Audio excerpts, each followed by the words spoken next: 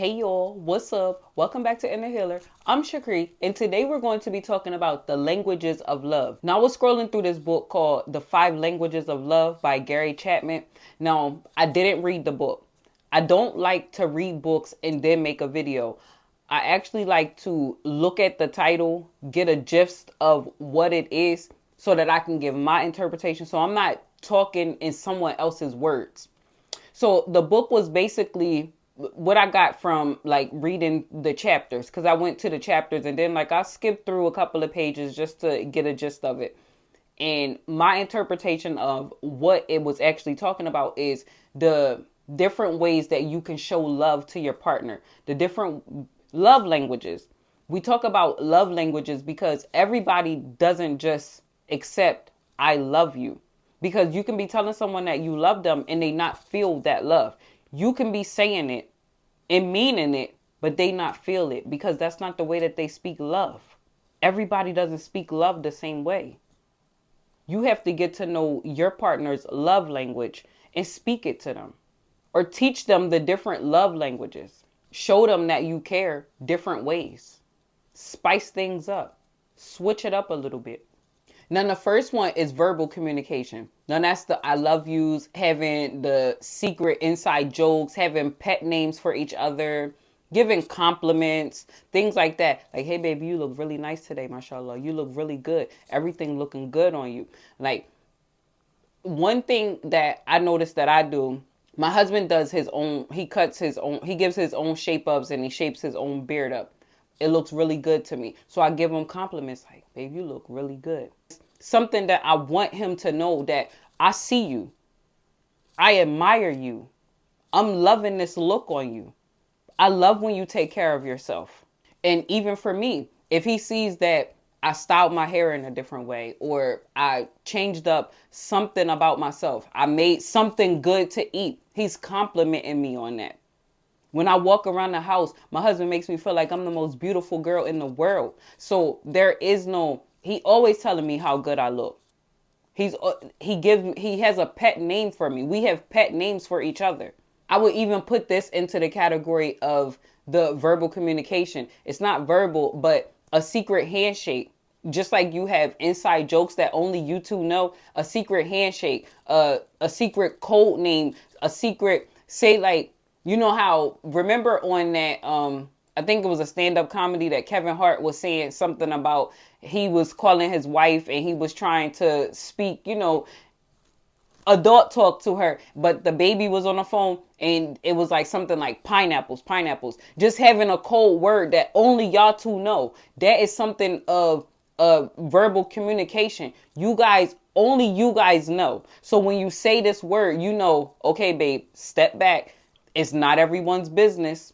Everyone doesn't need to know this, but this is something that only you know. I remember when we were getting married with my Wakil, he would sit down. We had 13 sit downs. When we would sit down and we would talk, he would tell us just sit and talk about whatever it is that you want each other to know about each other. And if you don't want me to know, don't talk about it. He said to me, he was like, what do you know what I like or dislike about her? And I'm looking at him and I'm like, no. He was like, because it's not your business.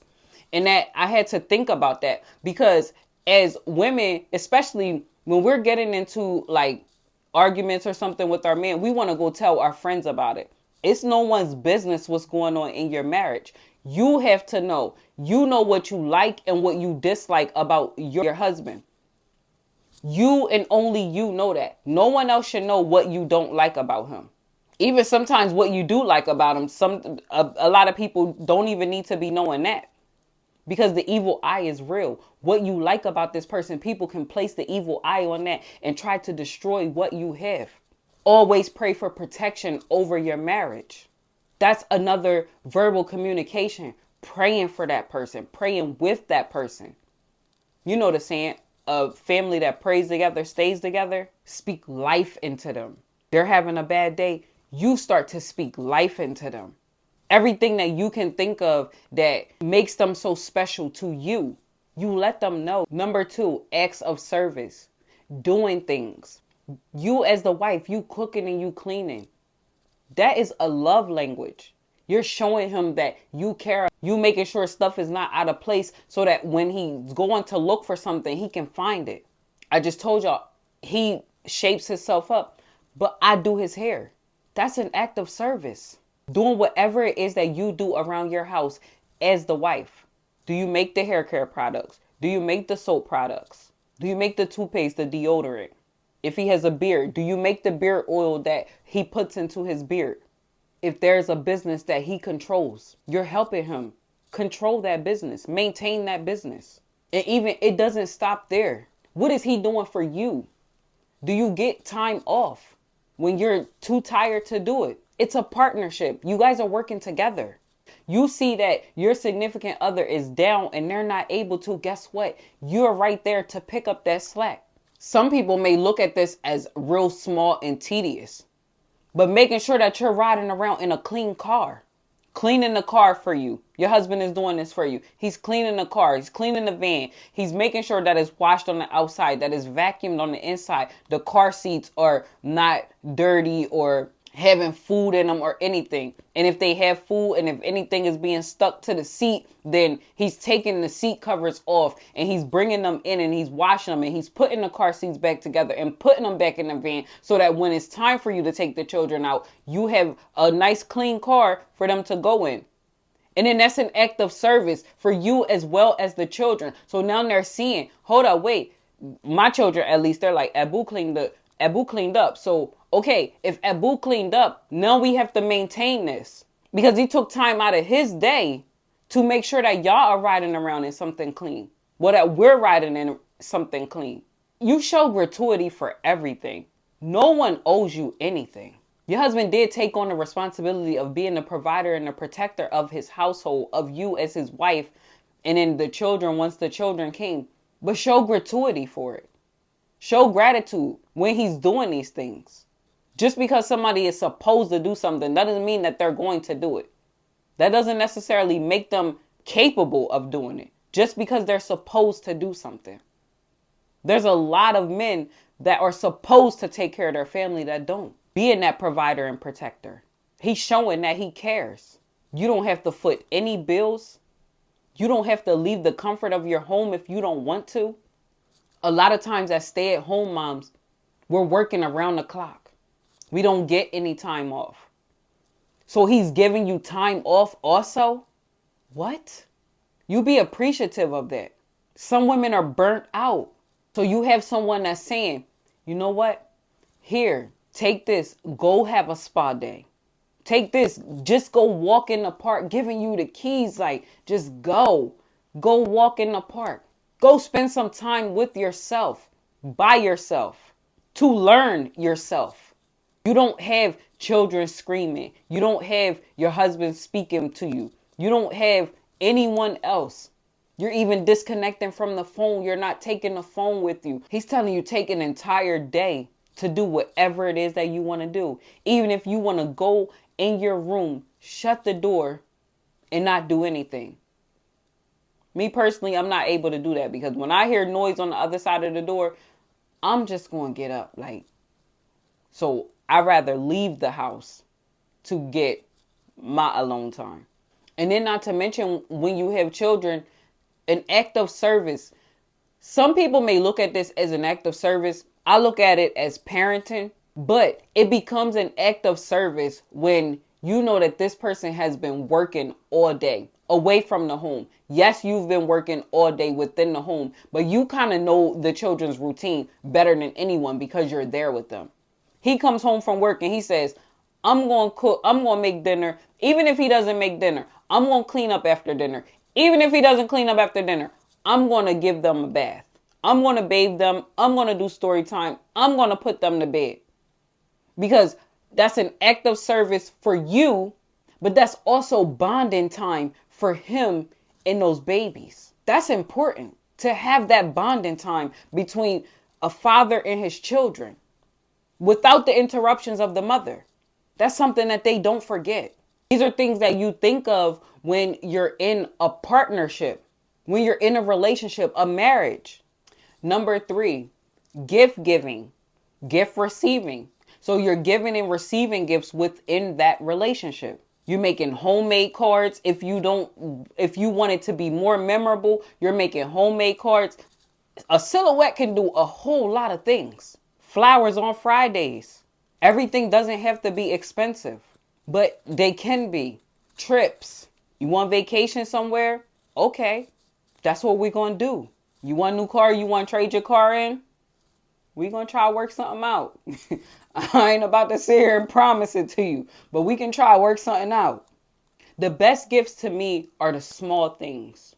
You hear something and you act upon it. That's thoughtful. Number 4, quality time. Now, this one is my favorite one. I love to spend time with my husband. The only way to get to know a person is to spend time with them. There's married people who are strangers. They don't know each other. 2020 was really, really critical for some relationships. Some people it brought closer together, and some people, they realized that they were better apart. They didn't realize how incompatible they were until they had to be around each other. That quality time is crucial. It's needed for your relationship to thrive, for it to be healthy, for two people to want to be in it. Getting to know that person, because we're evolving every day. We're changing every day. So the person that we are today, you might wake up tomorrow and be like, I don't want to be like this anymore. So now you have to learn this new person, and then you have to teach this new person to your person who's also transforming, evolving every day. You learn something new about your spouse every day. That's all a part of the evolution in the relationship, the transformation, the growing together. Just finding things to do to spend time with each other. Whether you want to go to the movies, whether you want to lock it in and do Netflix and chill, whether you want to go for a walk, whether you want to go take a trip, a vacation somewhere, sitting on your front porch and just having a conversation, learning each other, growing closer together, getting to know this person more and more, their likes, their dislikes, because they could have liked something yesterday and today they don't like it anymore. And the only way that you're going to know that is if you spend that time with them and have the quality conversations with them. Effective communication, where one person is talking and the other person is listening, not two people talking at the same time. And then there's even nonverbal communication when you're spending time with each other. Just the intimacy. That's on a whole nother level. That's a whole different kind of vibe when you can talk to someone and y'all not saying any words. That's your person. Being so engulfed in your marriage, in your spouse, that no one else matters. You guys are a covering for each other. I don't go long distances without my husband. He's my protector. And that's how we spend quality time. That is a priority, to spend time. So even if you have to pencil it into your schedule, you have to spend that time. You have to know the person that you're laying with. Don't be a stranger in your own home. And number 5, the last one, physical touch. How do you keep it alive without the physical touch? And that doesn't only include the sacred energy exchange. I'm talking about kissing, hugging, showing that affection to you, running his fingers through your hair, little gestures. It's something on your face. You getting it off of his face. He's getting it off of your face. These things mean a whole lot. For me, public affection is like, that makes me uncomfortable. I don't feel like we should be all tonguing each other down in front of everyone. So a peck on the lips or a peck on the forehead, holding hands while y'all going for that walk. That's physical touch. That's being intimate, being with each other. Sitting down watching a movie, you sitting on his lap, or y'all cuddling together. Showing that affection that you guys care about each other. All in all, this video was about you learning the different love languages and how you can incorporate them into your marriage. You can incorporate all of them. I encourage you to incorporate all of them. Now, that video was a video on love languages. If you like what you heard in this video, please like, share, and subscribe to this channel. Peace.